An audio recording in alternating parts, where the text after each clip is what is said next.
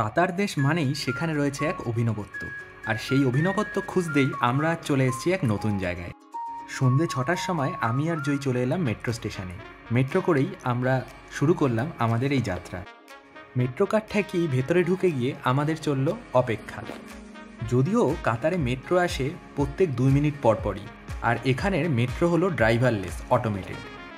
কাতারের মেট্রোতে দু ধরনের কম্পার্টমেন্ট আছে, একটা ফ্যামিলি আর একটা স্ট্যান্ডার্ড। আমরা উঠে পড়লাম স্ট্যান্ডার্ডে, আর 7টা স্টেশন পরেই আমাদের নামতে হলো কাটারা স্টেশনে।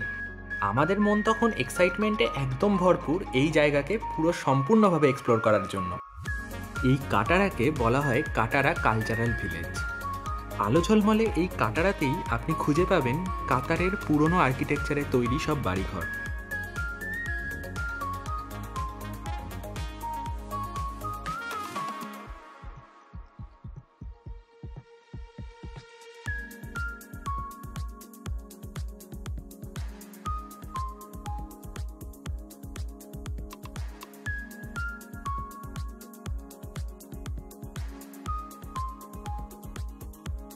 এখানেই একজন তৈরি করছিল বালি দিয়ে সুন্দর মতো কাচের বোতলে ছবি।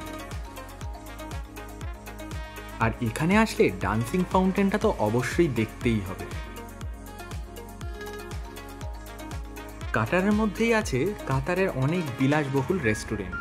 এই রেস্টুরেন্টগুলোকে কিন্তু বাইরে থেকেও দারুণ লাগে।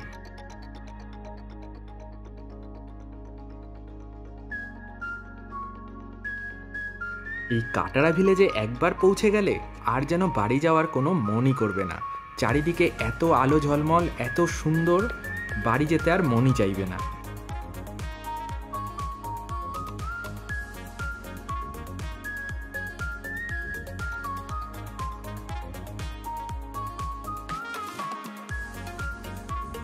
এখন আমরা যে জায়গাটা এলাম, এটা কাতারের পুরনো আর্কিটেকচারে তৈরি সব বাড়িঘর। দেখুন জায়গাগুলোকে।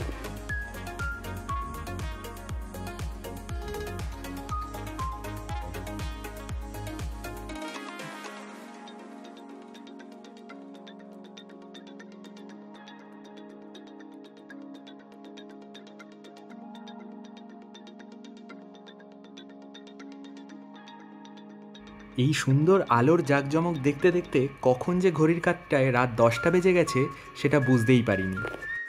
আপনারা যদি কখনো কাতারে বেড়াতে আসেন, তবে কাটারা কালচারাল ভিলেজকে অবশ্যই কিন্তু ঘোরার খাতায় রাখতেই হবে।